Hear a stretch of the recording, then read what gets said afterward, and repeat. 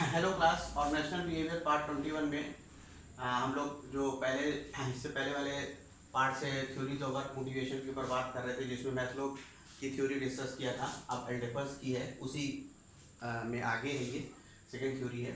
एल्डेफर्स ने भी वही बात बोली है, बस थोड़ा सा उसने चेंज कर दिया है। इन्होंने कहा कि साहब तीन चीज़ें हैं, एग्जिस्टेंस, रिलेटेडनेस और ग्रोथ। मतलब कि एग्जिस्टेंस के लिए क्या जरूरी है, उससे लोग मोटिवेट होते हैं, जैसे साइकोलॉजिकल और सेफ्टी, ठीक है, वो चीज़ें जो हैं वो ज़्यादा जरूरी हैं। तो these needs are related to human existence. Psychological और सेफ्टी जैसे मैस्लो ने बोला था उससे मिलती जुलती है। फिर रिलेटेडनेस मतलब होता है, जैसे मैस्लो ने बोला सेफ्टी स्टीम, इसने भी वही चीज़ बोली, these need that involve interpersonal relationship in the work place. Interpersonal relationship जो वर्क प्लेस में चाहिए वो। और ग्रोथ के लिए उसने बोला कि जैसे मैस्लो ने सेल्फ एक्चुअलाइजेशन कहा था, इन्होंने भी उसी तरह से कहा कि साहब ग्रोथ भी होना चाहिए। क्योंकि देखिए किसी भी कंसर्न में आप एक पर्टिकुलर जगह पे रह गए और आपकी ग्रोथ नहीं हुई, तो एक लेवल के बाद आपको ये लगने लगेगा कि अब यहाँ पे तो कुछ आगे है ही नहीं, ठीक है। अब जैसे इंटरव्यू में अक्सर एक सम पूछा जाता है कि आप छोटे तालाब की बड़ी मछली होना चाहते हैं कि बड़े तालाब की छोटी मछली। अब ये क्वेश्चन को आप सोचिएगा कि इसका क्या आंसर है, तो वो उसी टाइप की सारी चीजें रिलेटेड है, ठीक है। अब इवैल्यूएशन ऑफ ईआरकी थ्योरी के ऊपर बात करेंगे। तो ये बोल रहा है valid version of need hierarchy.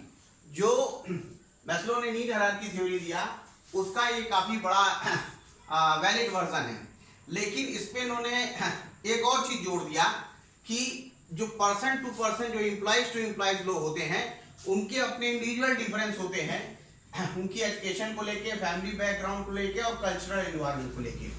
तो मैस्लो की जो नीड हायरार्की थ्योरी है, कोई जरूरी नहीं कि एक ही, अगर आपके एक ही समय पे, जैसे मान लीजिए इंजीनियर्स हैं तो दोनों एक ही लेवल पे काम कर रहे हैं, तो दोनों के ऊपर एक ही चीजें काम करना शुरू कर देंगे, एक ही से मोटिवेट है ये कोई जरूरी नहीं, क्योंकि इसका भी रोल काफी इंपॉर्टेंट है। फिर कंट्री मोटिवेशन एनालिसिस, मैस्लो ने क्या किया था कि उसने जो है जो पुरानी थ्योरी थी उसको डिस्कार्ड करीब करीब कर दिया था, जबकि ईआरजी थ्योरी क्या कह रही है, ERG theory seem to take some of the strong point of the earlier content. जो अर्लियर कंटेंट थे उसका थ्योरीज का उसने कुछ इंपॉर्टेंट पार्ट ले लिया और फिर अपनी थ्योरी इन्होंने बताई। और एक और जो लास्ट पॉइंट है थ्योरी का, जो इसमें मेन दिक्कत है कि ये क्लियर कट गाइडलाइन नहीं देता।